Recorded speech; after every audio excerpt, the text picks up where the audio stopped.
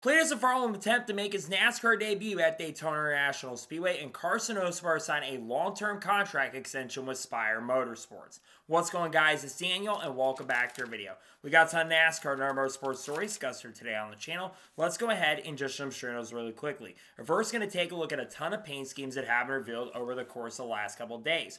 Let's go ahead and just jump straight into them. The first paint scheme we're taking a look at is Justin Allgaier's 2026 Brent Whiskey scheme that we'll see at Daytona International Speedway. I love the look of this Brent car. It looks really awesome. You got the whiskey look, you got the corn look to it. It looks fantastic. A great design by Junior Motorsports. Looking forward to on the racetrack at Daytona. The next paint scheme we're taking a look at is Caden Honeycutt's 2026 Safe Flight scheme that will see a majority of races throughout the 2026 year. This looks very similar to the one that Corey Heim had in 2025. I do like it quite a bit. I did like the old school Safe Flight look they had for many, many years, but this one does look alright. I think Tricon did a pretty solid job on this one. The next paint scheme we're taking a look at is Christian Eckes' 2026 Adaptive 1 scheme that will see in 4 NASCAR Craftsman Truck Series races in 2026. We saw the scheme with Jack Wood in 2025, so not many changes from the 2025 version, but I think it looks alright. There's a decent look to the truck for sure. The next paint scheme we're taking a look at is Ricky Stenhouse Jr.'s 2026 Onan scheme that we'll see for 2 NASCAR Cup Series races in 2026. This scheme looks okay in my opinion. Excited to see a new sponsor in the sport. I don't believe that Onan has sponsored NASCAR before in the past. It looks alright. Good to see a new sponsor in NASCAR. The next main scheme we're taking a look at is Kyle Busch's 2026 Rebel Bourbon scheme that we're expected to see early in the year at Circuit of the Americas. Car looks alright in my opinion. Rebel Bourbon, of course, is expected to have a lot of different looks to their Rebel Bourbon car throughout the year. I think it actually looks pretty good. I think it's a nice looking car. Excited to see it on the racetrack at COTA. The next paint scheme we're taking a look at is Zane Smith's 2026 Zickguard Mystic scheme that we'll see for a few races throughout the 2026 season. Gotta be honest, not the biggest fan of this one. I don't really think the colors match too well on it. There's a little bit too much going on for me. The black and the green and all the other colors don't really mix well together. It's not the best looking car. One of my least favorite schemes so far this year. The next paint scheme we're taking a look at is Anthony Alfredo's 2026 Dew Wipe scheme that we'll be seeing next week at the Daytona 500 weekend. Looks very similar to Dew Wipe's car he had in 2025, but there's nothing wrong with that. I think his scheme has a lot of simplicity to it. The colors work pretty well on this one. I think that Beer Motorsports absolutely knocked this one out of the park. The next main scheme we're taking a look at is Cole Butcher's 2026 Atlanta Tilt Load scheme that we'll see in a few races in 2026. I think this truck looks alright. To be honest, one of the first Store Sports schemes we've seen up to this point this year. It's an alright looking truck. I like the reddish maroon color they've gone for the truck. It does look okay, and the paint scheme looks alright. The next paint scheme we're taking a look at is Kyle Busch's 2026 Zone scheme that we're expected to see in the Daytona 500. This is one of my least favorite Kyle Busch paint schemes I've ever seen. The colors on this just do not work for me. You like a yellow tint with the green on there. This is a massive downgrade from the Zone scheme they had in 2025 and definitely in 2024. I am not a big fan of this look to be honest. It might look better when it gets on the racetrack, but personally, not a big fan of this one. I don't think this one looks good. And the final paint scheme we're taking a look at is Jeb Burton's 2026 Golden Corral scheme that we'll see at this year's Daytona 500. Looks very similar to the 2025 scheme they had from last year from the Jordan Anderson Racing team. I think it's an alright looking car though. I think the team and organization knocked this one pretty solidly. It does look okay. Looking forward to on the racetrack throughout the 2026 season. And now we're going to head on to the next story of today's episode as we're talking about Autotrader. As it was announced earlier today that Autotrader will sponsor Team Penske for 4 NASCAR Cup Series races in 2026. They're going to sponsor Austin Center for 2 NASCAR Cup Series races, I believe including the Summer Atlanta race, and they're going to sponsor Joey Logano for 2 NASCAR Cup Series races as well. Autotrader has been with Team Penske for quite some time up to this point. Autotrader is part of the Penske thing. It's a B2B sponsor. I'm pretty sure not a B2C, it's a B2B sponsorship, which is why it's coming back in 2026 with the SEMA program. I think the paint scheme on the car is honestly solid. It's not the greatest paint scheme I've seen for both these guys, but good to see Autotrader back in the sport, and we'll see that car for 4 combined races in 2026. And now we're going to head on to the next story of today's episode as we're talking about Texas Pete Hot Sauce. As there was reported by Adam Stern earlier this evening that Texas Pete Hot Sauce is looking to be sponsoring in NASCAR once again, as they did have some signage and some sponsorship on the front stretch at Bowman Gray Stadium this past weekend.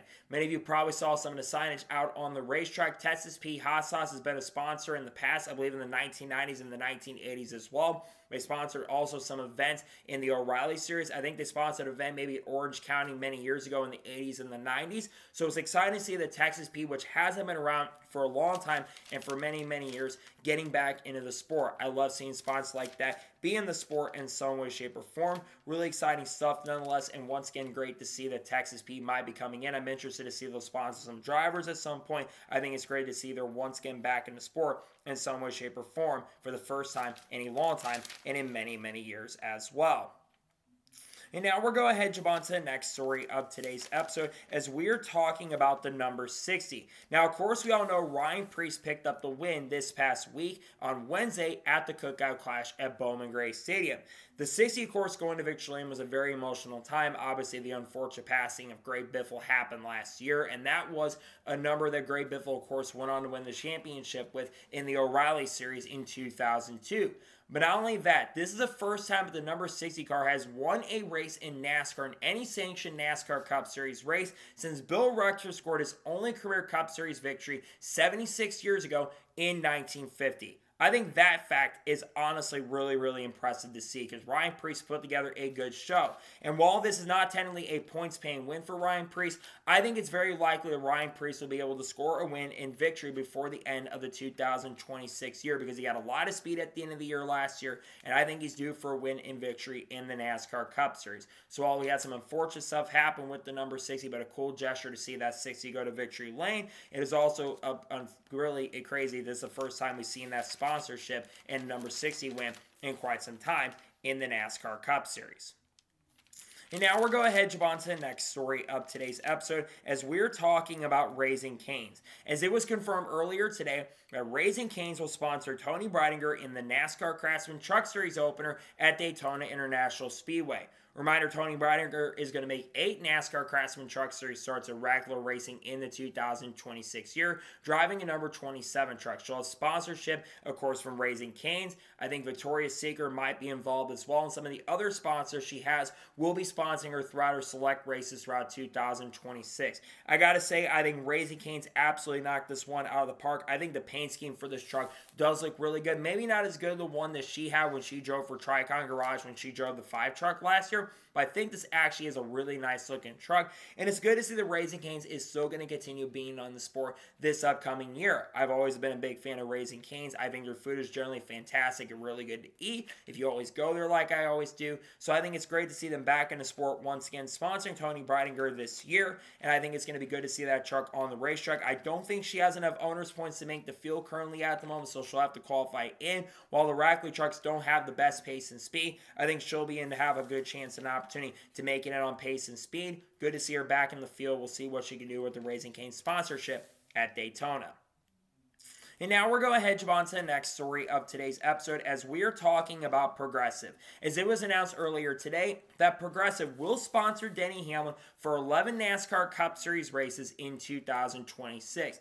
This will include the championship race at Homestead Miami Speedway. I also believe this will include one of the Atlanta races throughout the 2026 year as well. Progressive, of course, sponsored in most races in 2025 in the second half of the year. They became the primary sponsor after FedEx left at the end of the 2024 season, and Progressive really stepped up. Obviously, going into the year, National Debt Relief is stepping up to the plate and sponsoring for more races this year. I think they're going to sponsor Hamlin for 12 NASCAR Cup Series races. So National Debt Relief will have a majority of the sponsorship this year, but Progressive will be taking some of that and will be one of the other anchor sponsors throughout 2026. The Progressive car also really hasn't had any changes from what it looks like from 2025, which again, I thought the Progressive car, the blue, the simplistic look to it was really, really awesome to see. I think it's going to be fun to see that Progressive car on the racetrack. We'll see if Hamlin can win races. We're going to talk about Denny Hamlin here in just a short little bit with some stuff that Denny talked about with the media. Nonetheless, I think it's good to see Progressive back, and it's a good looking car for sure,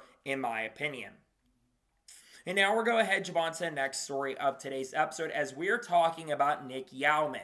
As it was announced earlier today that Nick Yeoman will be joining the PRM booth for NASCAR coverage in 2026 and will be in the booth with Brad Gilly throughout the year and the season as one of the play-by-play announcers. Many of you are going to recognize this name if you're on the IndyCar side of things. Nick Yeoman came from the IndyCar side. He's been calling races for IndyCar for many years. He's called the Indy 500 for a very long time, has been on IndyCar radio. But he's also dabbled in NASCAR in the past. He did some pit row reporting work many years ago, and I think he did some very recently, I'm pretty sure. And now he's getting the chance and opportunity to join the PRM booth. I've listened to Nick call races before.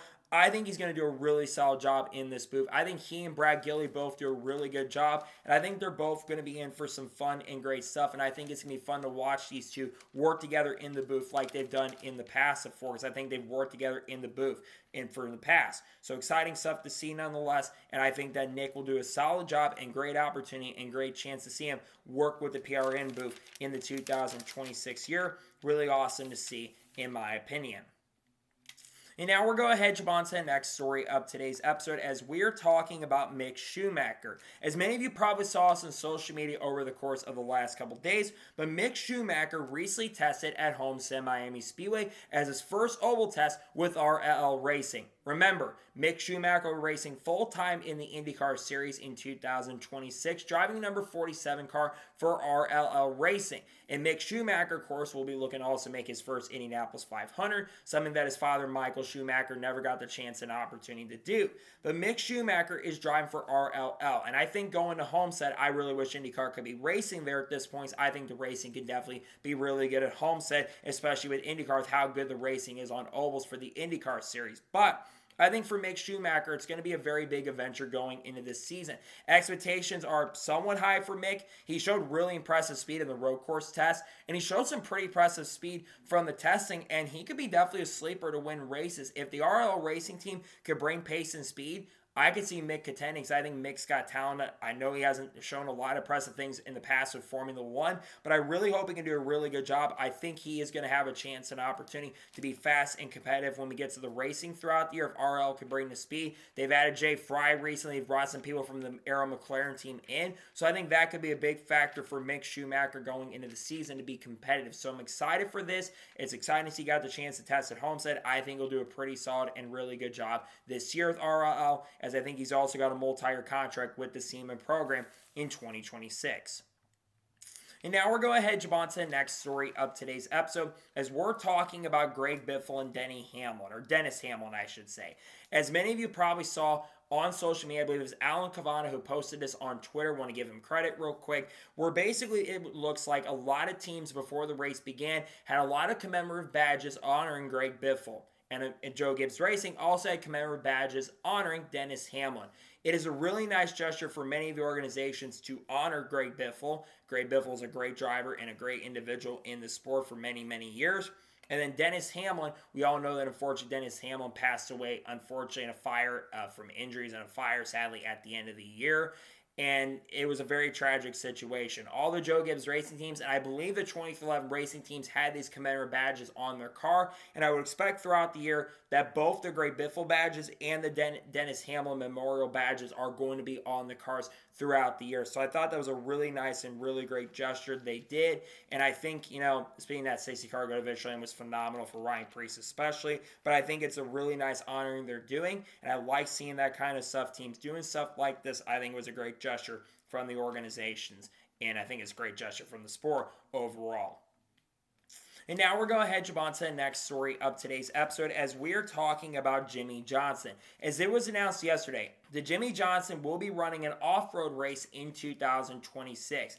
According to it, he'll be running an off-road race in one of the Stadium Super Trucks. I think it's going to be called the BF Goodrich 400. I think that takes place at Las Vegas Motor Speedway, not Las Vegas Motor Speedway, out in the Las Vegas desert, I'm pretty sure, which is a big event that happens every single year. And Jimmie Johnson, we all know, of course, where his roots came from was racing in Stadium Super Trucks. Very similar to drivers like Riley Herbst, Sheldon Creed, and even Haley Deegan as well kind of came from that side. And Jimmie Johnson was no exception to this, where he came from the off-road side. And Jimmie Johnson had a lot of success in the Score Series for many years on the off-road side. And I think it's phenomenal Jimmie Johnson is going back and doing something like this, and he could be really competitive. Of course, Jimmie Johnson is going to be focused on trying to make the Daytona 500 this upcoming week and also trying to make the race at San Diego at the end of the year. And I think Jimmie could definitely be a factor and contender to make the 500. But this is a phenomenal opportunity for Jimmie Johnson to compete in this event, go back to his roots, and do something cool like this. We'll see how he does for sure in this, and I think, again, he could be certainly a factor and certainly a threat and potential major contender to be competitive in this event coming up here very, very soon with the BF Goodrich event. And now we're going to head jump on to the next story of today's episode as we're talking about Jackson Lee. As it was announced earlier this evening that Jackson Lee will make his NASCAR Craftsman Truck Series debut at the end of the month at the Grand Prix of St. Petersburg, as he'll drive the number 22 for Team Yeoman. Now, many of you are going to be wondering, who is Jackson Lee? Well, Jackson Lee is someone very close to someone that is in the IndyCar industry. He is the son of Kevin Lee, who, of course, is a peer reporter for IndyCar on Fox, and also does some commentary for IndyCar on Fox as well, and has been a veteran in IndyCar and also does help with the IMSA broadcast as well.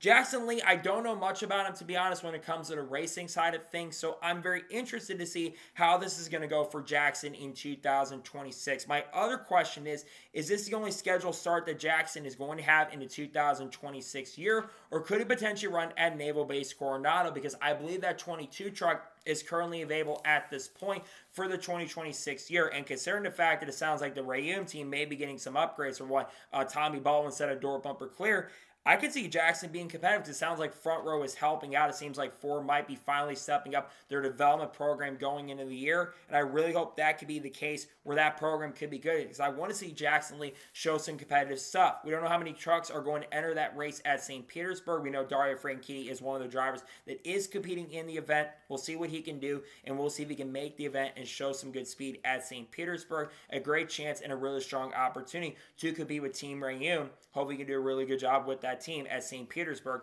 at the end of the month on the IndyCar side of things as well. And now we're going to head jump on to the next story of today's episode as we're talking about non-live or live pit stops. As it was reported by Chris Knight from the R&D conference that happened today, which we're going to talk about a lot of stuff from that here in just a short little bit.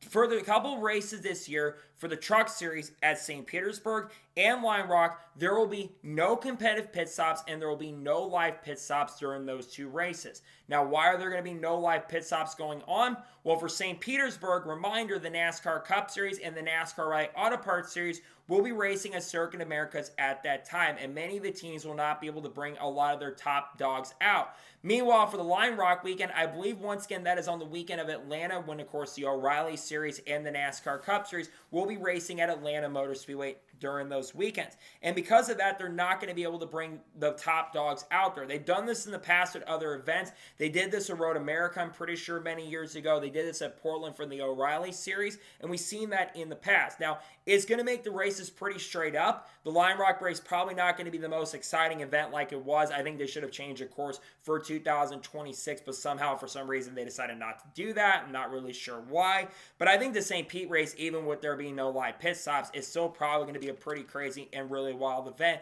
like many expect it to be once again. Again, I'm not surprised by this move. I kind of expected that. A lot of times we don't have the companion series to work against and work together, though IndyCar will be there. It's not something that you get shocked and surprised by. So nonetheless, something interesting for sure, but again, not shocked and surprised by this. There's no live pit stops going on there. I think it's not a bad decision. Personally, I wish live pit stops could be a thing for the event there, but I'm not surprised to see there's no live pit stops going on there, in my opinion. And now we're going to head jump on to the next story of today's episode as we're talking about FloRacing. As it was announced earlier today or yesterday when you're watching this video, that it was announced and initially reported by Adam Stern that FloRacing will increase the number of races on NASCAR's Fast Channel. They'll be broadcasting to 16 races in 2026.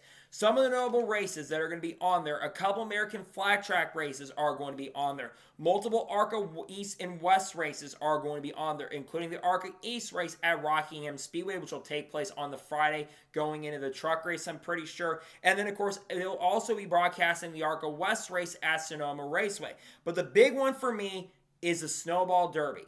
It seems like, I'm not sure if it's just a Friday Snowball Derby race or if it's going to be the whole entire Snowball Derby weekend. If they're having the whole entire Snowball Derby on there, that gets me excited. I have always enjoyed watching a Snowball Derby. It's one of the best late model events out there. Yes, you had a lot of controversy this past year with Ty Majeski getting a penalty for quote-unquote jumping the restart, which you could still argue he probably didn't jump the restart in my opinion, but I digress.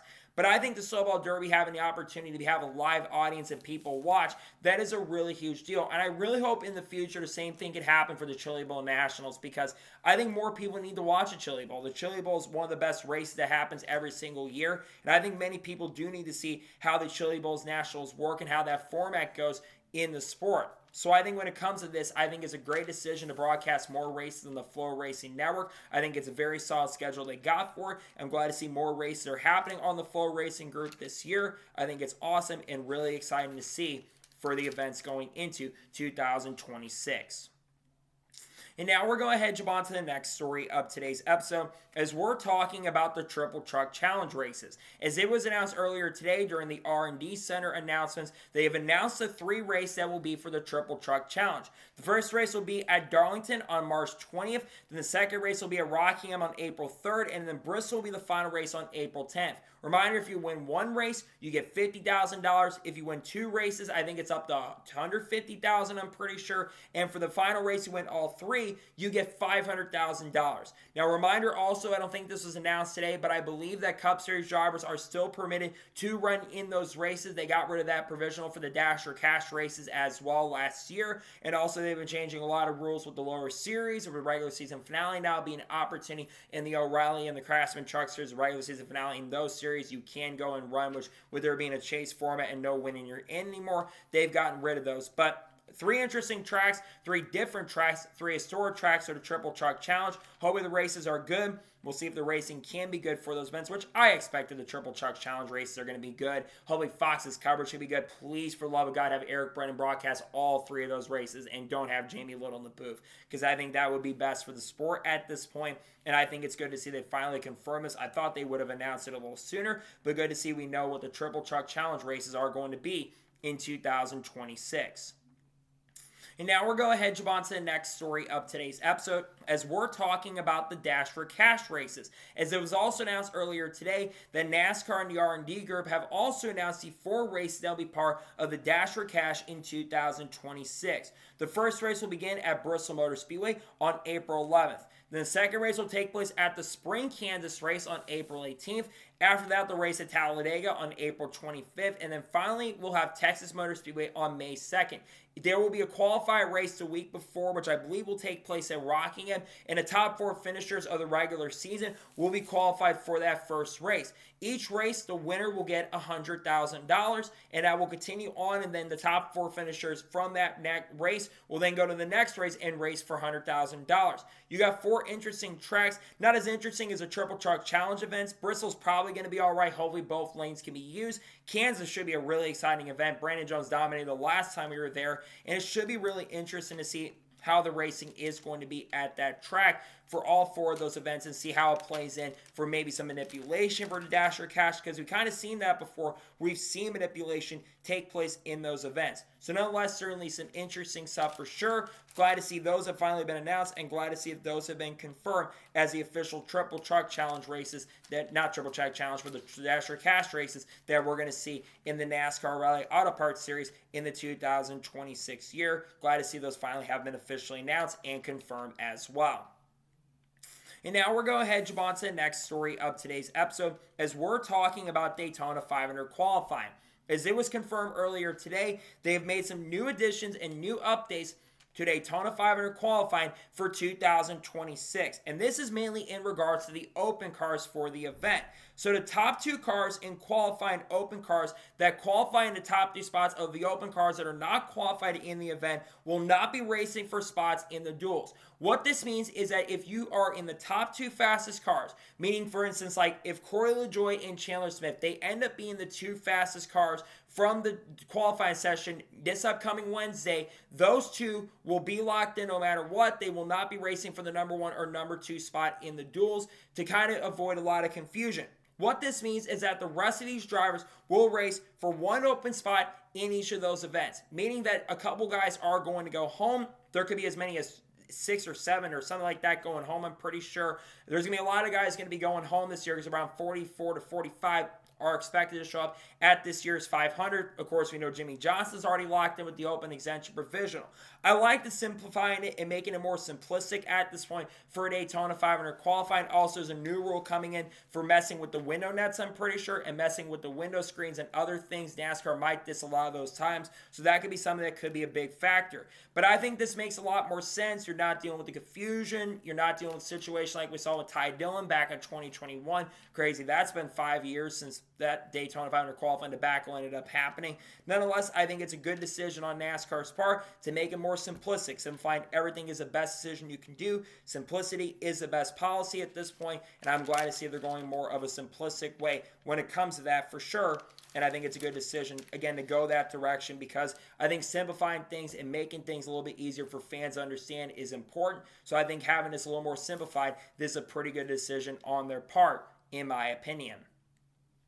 And now we're going to head on to the next story of today's episode as we're talking about the in-season tournament. As it was officially confirmed earlier today, they've announced some new updates to the in-season tournament rules for 2026. Reminder going into last year, they had a different seating for the ways. They had like 4 qualifier races, I'm pretty sure. It came down to average finishes and all that stuff. There were tiebreakers, and it just caused a lot of the seating issues that we saw in 2025. Just like the chase format, though, in the new simplified championship format, the way to qualify for the in-season tournament is also going to be very simpler. Basically beginning with this. The qualifying race, the final race to determine who will get in, will be Pocono, which I believe is the last race for Amazon's coverage or something like that or something along those lines in 2026. The in-season tournament is going to begin, I believe, at San Diego or something along those lines, or maybe Sonoma, I'm pretty sure, and there'll be 5 races. It will be the top 32 in regular season standings. There's none of these gimmicks of getting a win, getting points, all that. It's basically the top 32 drivers in the standings will qualify for the in-season tournament, and that's how they're going to base seeding. This is so much more simpler, and again, I talk about simplicity. This is a much more simple way to determine who gets in the in-season tournament. Instead of having to figure out by doing a metrics, all that kind of stuff, this is the best way to go about it. I think that was one of the big issues with the in-season tournament is because you look at guys like Shane Van Gisbergen who got punished. SVG nearly would have been in that top 32 and would have had a chance and opportunity, and that would have been it. And you didn't have metrics among other things. So I think this is really the best way to go about it because it's now going to make the in-season tournament very important, and I think it's so much more simpler because now you have 1 versus 32, 2 versus 31, all that stuff. I think this is a good decision to go more of this direction on that front, make it more simple. That's what I want to see because I don't want fans to be confused because that's one of the issues that come up when you make all these changes is you get fans that are really, really confused. And I think when you look at this, this is not a bad decision to go this direction. I like simplicity. It's a good way to go about it, and good decision on NASCAR's part to go based on points and not base it off of a bunch of different rules, metrics they've had, because I think this is the better way to go about it because some guys get screwed while others get benefit if you go that direction. I think having it, again, a little more simplistic among other things is a good decision on Fox's behalf, in my honest opinion. And now we're going to head on to the next story of today's episode as we're talking about the officiating from the Cookout Clash at Bowman Gray Stadium. Now, we've got some stuff to talk about the Clash here also in just a short little bit. But one of the biggest storylines that come out of the Cookout Clash is the officiating in the second half of this race. Now, I say the first half of the race and the last chance qualifier, things went pretty normal, I would say. You had a lot of good racing throughout, and the racing was very, very fun. It's the second half of this race that I thought was very frustrating to watch, and I think most fans would agree. And I think that NASCAR didn't have all of the issues in this race, but NASCAR was definitely part of the problem. And it all began with when they decided to go back out on the racetrack when it's still clearly sleeting out there. They decided to go on the track and ran around the track for like 10 or 15 laps. Then they brought him back in, then they brought him back out. And then, of course, you had the fueling situation where multiple drivers ran out of gas and ran out of fuel. You had guys like Kyle Larson, Chase Elliott, and William Byron who all ran out of gas because they didn't fill their cars up enough. But you had a lot of drivers who had enough fuel. Guys like Chase Briscoe. Bubba Wallace on the radio, I heard, said he had enough gas and enough fuel. But because multiple drivers were running out of gas because they didn't fill up their cars properly to try to get maybe an advantage or a competitive advantage, they ran out of gas. Well, NASCAR near the end of the race decided to bring a lot of these guys down pit road and refuel them. Now, I understand why NASCAR did it, and I'm glad it's for an exhibition event, because I would have been very furious if this was a points paint event and they were doing this. But honestly, I feel for James Small, because James Small and his team, they would have won this race, because Ryan Preece, more than likely, as much as it's cool to see him win, Ryan Preece more than likely does not win this race without the savior of coming down pit road and going to the infield garage, because if he didn't get the opportunity to do that, he would have ran out of gas. A lot of guys would have also ran out of gas in this race. I just feel like we're in race one. It was a perfect storm of issues. It was a frustrating situation across the board for fans watching the race.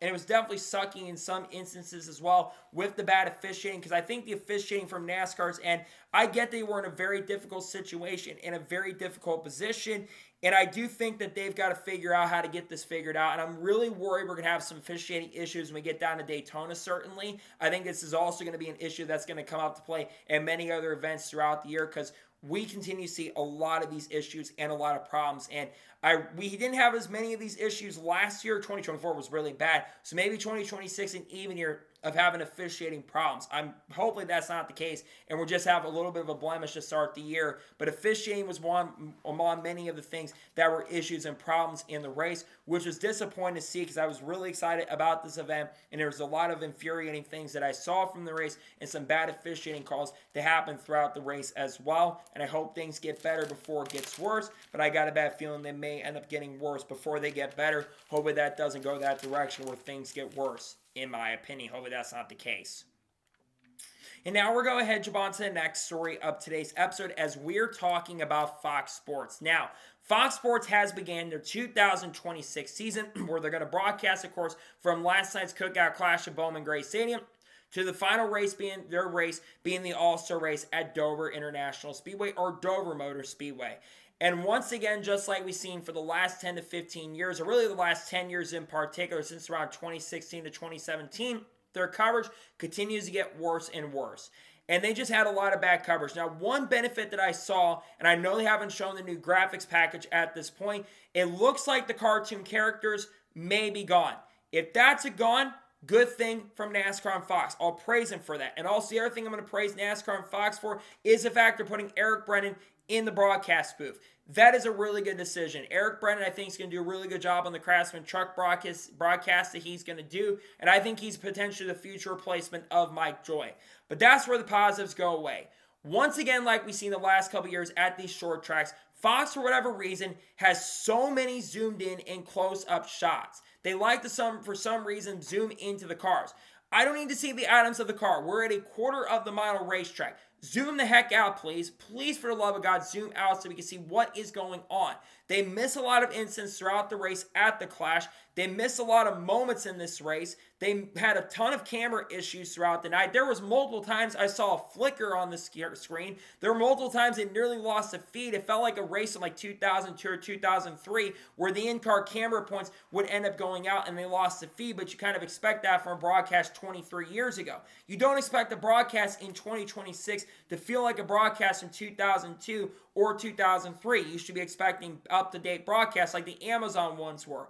And on top of that, you go on Twitter today, and I see that there's a Fox producer who's under an alias, who is basically a producer in Fox's group, that was basically getting upset with multiple people, including multiple personnel like Breakheart, for example, and was muting them on Twitter after basically criticizing how bad the broadcasts are. And this guy is a well-known producer in the group of Fox.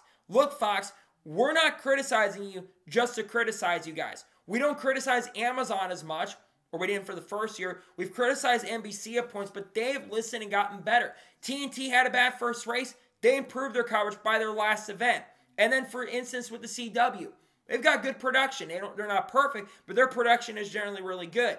Your guys' truck broadcasts have not been very good for a long time, and y'all have a lot of issues. And it's all Fox. And instead of, taking the criticism and learning and getting better, they try to push it off and act like we're just trying to criticize just to criticize. No, we want your guys' broadcast to get better. And I think when you have so many fans like myself coming on here and complaining, there's a good reason why we're complaining about it. And we want you guys to get better and you need to start stepping up. Otherwise, you may lose your coverage in 2031 or sooner at this point. They signed a big deal and they're not taking it seriously, and it feels like they don't care at this point. How about instead of not listening to criticism, start listening to criticism and listen to what people have to say, because otherwise people are not going to tune in your coverage and they're going to go away from it. So please start taking this coverage seriously and start doing a much better job when it comes to your coverage. Hopefully you guys start listening, please, because we've been begging you guys to get better and listen. So please start opening your ears and listening to what people are saying about your coverage, please.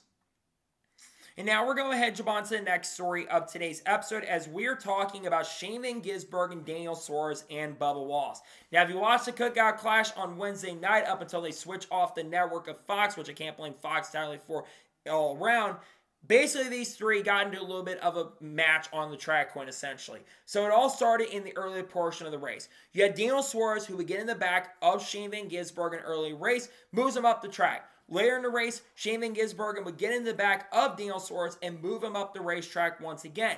Daniel Suarez also got into Shane Van Gisbergen's teammate Connor Zilisch throughout the race, and he got into him and moved him up and almost wrecked him multiple times in this race. And then he had Bubba Wallace also get involved with this situation where Daniel Suarez was running into everybody early in the event. He nearly wrecked Bubba Wallace once. Bubba Wallace, during one of the cautions, was not very happy, and there was a lot of angry radio stuff that happened. You had Daniel Suarez basically saying that if Shane Van Gisbergen and Bubba continue doing that once again, we're going to have a little bit of a fight. And I know that his wife, Julia, was trying to say that Suarez was not mad at SVG. No, Daniel literally cleared up and said that he was mad at Shane Van Gisbergen and was upset with SVG at that point. And then Bubba Wallace also was frustrated with the way that Daniel Suarez was racing. So who do I blame for a lot of this situation? Well, Shane Van Gisbergen, yeah, he was a little bit aggressive in the race. You cannot deny that he definitely was. But I put a lot of blame on Daniel Suarez for the over-aggressiveness because it seemed like Daniel Suarez has a chip on his shoulder. Obviously, it's a make or break year potentially for Daniel Suarez this year because he's in a contract year with Spire. There's a lot of potential free agents on the market going into 2026.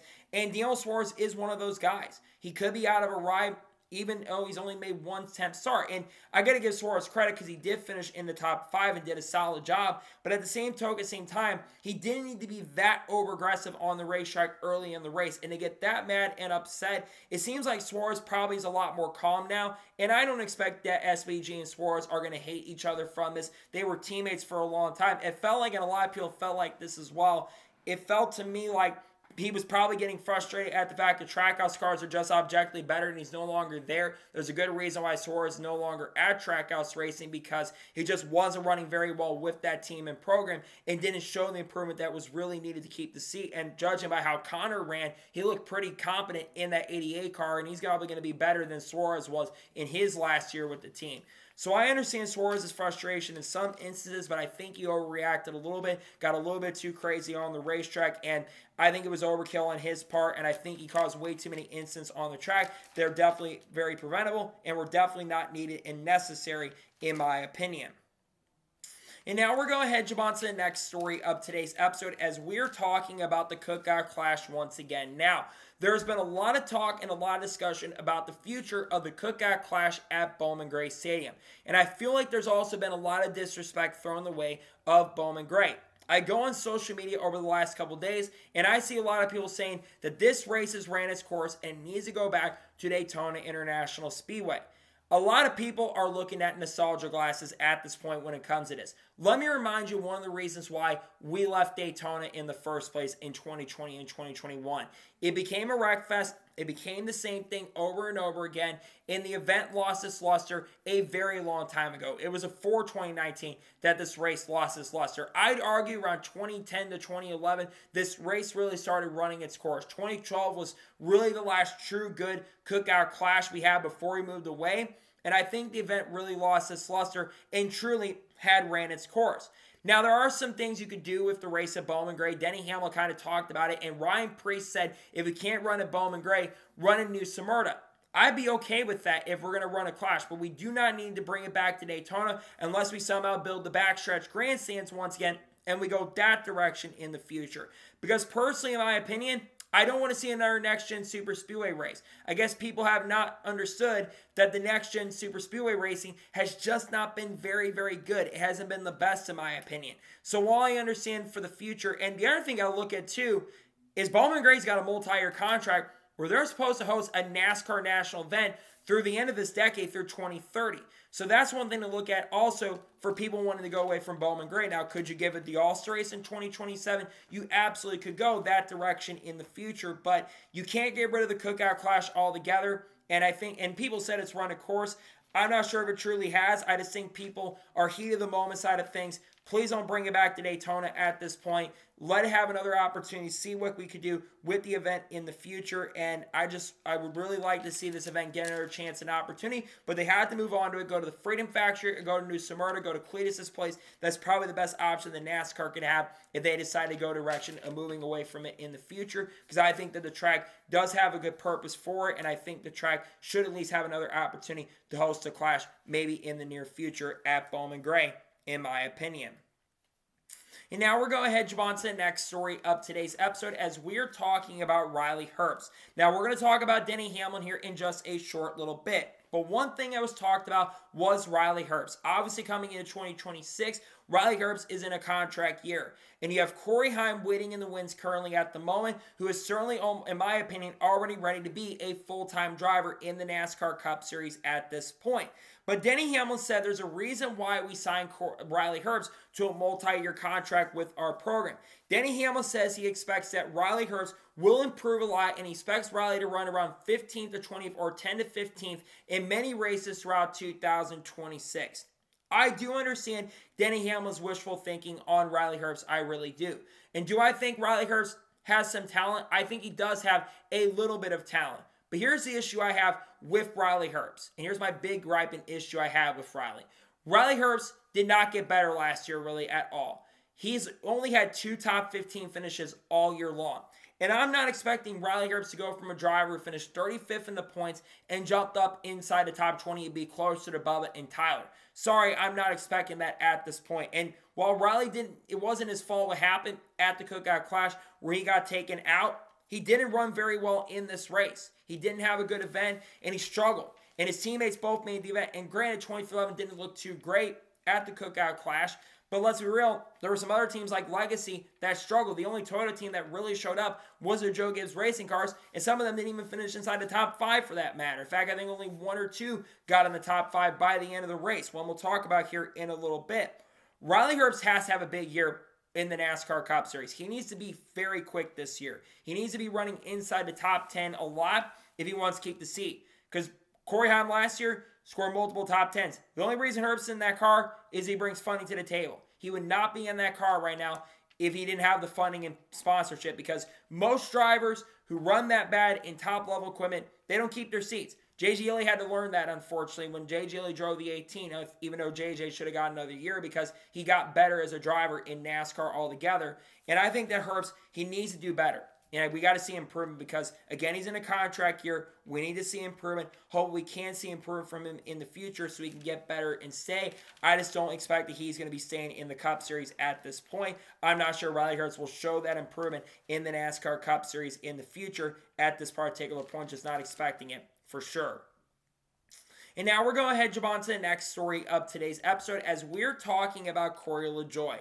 Now, Corey LaJoie was in the media center before the Cookout Clash took place at Bowman Gray Stadium and talked about the opportunity being with RFK Racing and some of the racing that he did as well. Corey LaJoie, of course, substituted for Brad Keselowski, who is currently recovering from a femur injury at this point. Brad is still expected, of course, to run the Daytona 500 in the 2026 year, which is, of course, next week. But Brad still has to be cleared. He revealed recently he doesn't have a valid NASCAR license at this point, which I found to be kind of crazy and certainly interesting in an instance. But Corey LaJoie spoke about it. He said he thought his racing career was going to be over, and then Brad gave him a call and opportunity. And I will say about Corey LaJoie in the race at the Cookout Clash, because he's going to have an opportunity racing the Daytona 500, which I think he's got a good chance to make the field no matter what. But for Corey LaJoie, he did look okay out there in that 6 car, and he was really good on the long run especially. He was very close to making it. He and Austin put on a really good show and really good battle. And had Corey made the race, I don't know if he would have been a major factor or contender, but considering the fact his teammate Ryan Preece went on to pick up the win and victory, and with how good Corey has been at Bowman Gray in the past, and how wild that race was, you never know. Corey LaJoie could have had a chance and opportunity to go out there and make the event and be super competitive. Now, obviously, we've heard rumors of the 99 car might be on the racetrack more than just the 500 this year. We're hearing they may run around 5 to 10 races potentially with the 99. So I'm very interested to see what other races we could see Corey behind the wheel if he does continue racing with RFK. Could we see him race with an organization or race at like Talladega, for example? Could we see him race the next week at Atlanta? Could he try to run more races? Because he's going to be, of course, committed working with the Amazon broadcast this year. That's going to be very important for him in the 2026 year. But I do got to say, there's a great opportunity for Corey. He didn't really undeliver. He performed pretty well. It wasn't like Gateway when he drove for Hendrick and he underperformed. I think he actually did pretty well, just barely missed the race, but he put on a great show. But Cindric wasn't mad. Cindric was mad at himself for not making the main event. I think he did a really solid job in the races and all that stuff, and I think he had a great opportunity to try to perform in the events. I think he did an okay job, all things considered, and I think it was a great opportunity for him to put on some good performances and be with the RFK Racing team in 2026 as a reserve driver also for the program. And now we're going ahead and jump on to the next story of today's episode as we're talking about Gio Ruggiero. As it was announced yesterday that Gio Ruggiero will be joining the O'Reilly Auto Parts Series for select NASCAR O'Reilly races in 2026. He'll be driving for Joe Gibbs Racing. He will drive the number 19 car for Joe Gibbs Racing for 2 NASCAR O'Reilly Auto Parts Series races in 2026. He'll race the opener this upcoming week at Daytona International Speedway, and then he'll run at Atlanta Motor Speedway. Gio Ruggiero also is expected to run 6 races in the ARCA Menard Series for Joe Gibbs Racing, so he's expected to be a major factor contender and race at Daytona in that number 18 car as well. So waiting on the rest of the lineup for the 18 car on the side of ARCA for 2026. I talked about this earlier in the week when I did a video on this story. This is a really great opportunity for Gio Ruggiero to be part of this team and be part of this program. Of course, the 19 car for most of the year is going to be driven by Brent Cruz, who I expect to be a really big contender for the championship this year. I know he's not even 18 at this point, but many people in the Toyota camp are very high on Brent Cruz. But when I look at the Toyota pipeline and the Toyota development system currently at the moment, you have Corey Heim, number 1, who just won the Truck Series championship. You have Brent Cruz, number 2, who nearly won some races in the Craftsman Truck Series last year and will win races likely in the O'Reilly Auto Parts Series this year. And then you have, in my opinion, Gio Ruggiero. Last year in the Craftsman Truck Series, he put together a really strong rookie year. He had like 10 or 11 top 10 finishes and picked up his first career win in the Craftsman Truck Series at the end of the year at Talladega Super Speedway. And I feel like as the year progressed and went on, he got a lot stronger and certainly got a lot faster in that equipment. And I do truly think that he is only going to continue to progress and get better as a driver for sure in the NASCAR Craftsman Truck Series this year. And down the road, who knows? This could lead to a really strong opportunity for him to drive for a team and program like Joe Gibbs Racing in the future. Let's just say that Brent Cruz ends up moving up to the number 11 car full-time in 2028, because next year could be the last year for Denny Hamlin in the NASCAR Cup Series. And many are pinning Brent Cruz to be a potential replacement. I think then Gio could be in line for the 19 car for the 2028 season. At that point, Gio will be around 20 to 21, and you don't have to have every young driver who's a 20 or 21-year-old like a Connor Zilisch, for example, or Brent Cruz, move up instantly to the Cup Series. Sometimes you have to let these drivers take their time. In a couple years from now, you're going to have Chase Briscoe be in his mid-30s. You're going to have Bell be in his mid-30s as well.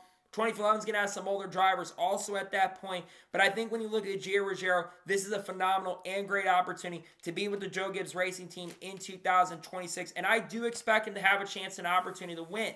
I'm very interested to see the other 2 races that they're going to put behind the wheel. Maybe we see Eric Almirola. Maybe we see like someone outside like a Denny Hamlin or a Christopher Bell, for example, who's been good at like Darlington, for example. I'm interested to see, again, who will get behind the wheel of that JGR car for a few more races this year. Will be fun to watch and see what happens, and we'll see who ends up driving for the Joe Gibbs Racing team in the O'Reilly Series in the near and not-so-distant future, and maybe down the road outside of Brent Cruz. We'll see what ends up happening here very, very soon. And now we're going ahead and jump on to the next major story in today's episode as we're talking about Denny Hamlin. Now, Denny Hamlin, for the first time this year, addressed the media since the championship, or after the championship took place, in November, and after the unfortunate passing of his father, Dennis Hamlin, who passed away in unfortunate fire in the last couple days of 2025. And he spoke to media about that. He says, I really have not been to the shop. I've been a little rusty at this point, and I've not focused too much on racing at this point. But he also revealed some very interesting information, and he says he's actually doing good, but he also revealed some very important information that he talked about before the race came out. He basically said that he injured himself, and he has an injury going into the year. He says that he re-tore his shoulder going through the impact of the fire. Apparently, he fell down going through the impact of what happened to the fire at the end of the year, and doctors basically told him that he re-tore his shoulder. Now, many also ask him, are you going to be having surgery for that? What Denny Hamlin basically said is his plan is to not have shoulder surgery till the end of the year, and basically will wait until after the season is officially concluded. This could have a big impact on Denny Hamlin. What Denny Hamlin said, speaking about the injury, he said this could go one or two ways. It could be either a really good year for Denny Hamlin, or it could be a frustrating year. I want to remind you, this is the shoulder injury that he had in 2024. And we all remember that in 2024, while Denny Hamlin had a really good start to the year and was super competitive, the end of the year, Denny Hamlin really struggled from 23 to 24 at the end of that year.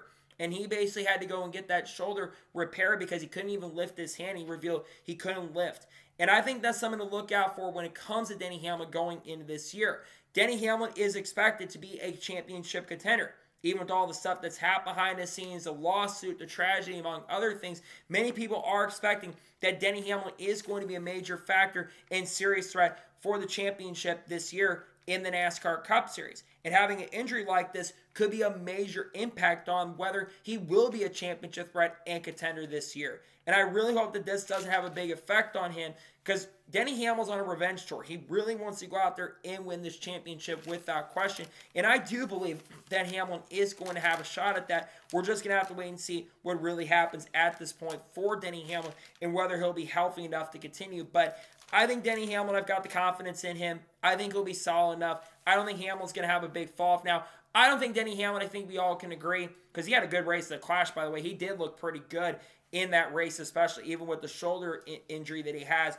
But I do think Denny Hamlin, he's going to be one to watch this year. I don't expect him to win 6 races. I think that the Toyotas will struggle a little bit more without having Chris Gabehart over there this year. And I think Chevrolet probably going to be even stronger at some of the tracks where they've been weak at points. And Ford also at this point too. I do think that you're going to have to watch out for to see what happens there with Denny Hamlin and whether he'll be super fast and competitive. But like I said, I'm not super worried about Denny going into the year. I think Hamlin will have a solid enough year and season with this team and program, and I certainly hope he can have a good year with the Joe Gibbs Racing team. I'm really looking forward to seeing him race in the series again, and we'll see if Hamlin can have a good year. He looked good in the Clash. Maybe he'll get that 4th Daytona 500 win. Who knows at this point? But Hamlin had the injury, and we'll see if he can make it through the year and not have more of the things and it gets worse. Because it might get worse before it gets better. We'll see what happens with the impact here very soon.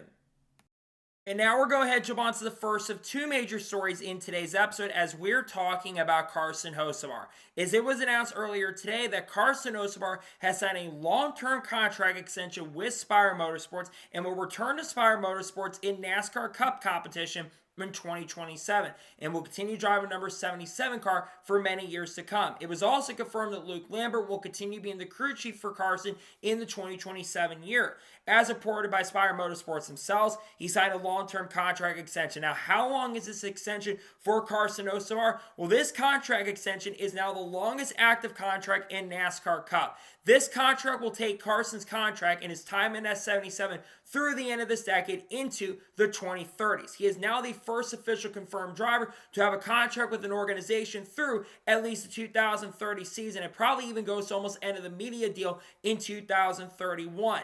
This is the first big silly season domino to fall when it comes to things like this for the 2026 year, and Carson wasn't even really on the tips of the tongue when it comes to silly season for 2027.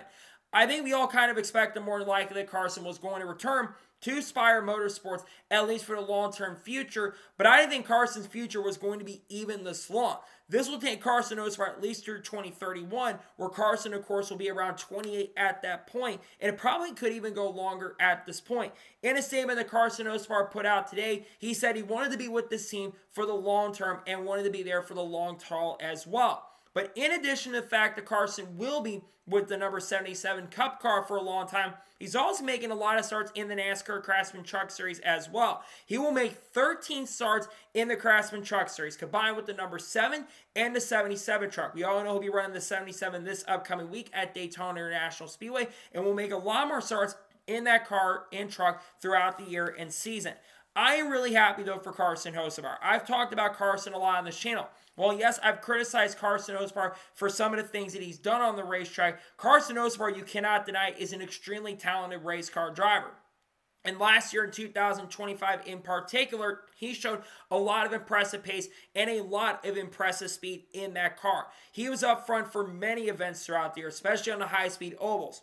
Got a run-up finish in Nashville Super Speedway, was in position to win at Michigan, had a flat tire near the end of the race with about 10 or 15 laps to go while leading the race. He was really quick at the Coke 600, was up front battling Denny Hamlin and William Byron for the win and victory, only for him to have an engine failure at the start of stage number 4, which took him out of contention to go for the win in that race. And I think he would have been in that battle with Byron and Chastain for the win, because that 77 car was super strong in that race. I think about other races like Bristol, where Hocevar was contending for the win, was probably the second or third best car in the race behind Kyle Larson, and Hocevar basically fell out of contention and lost a shot to win because the pit stops weren't very good.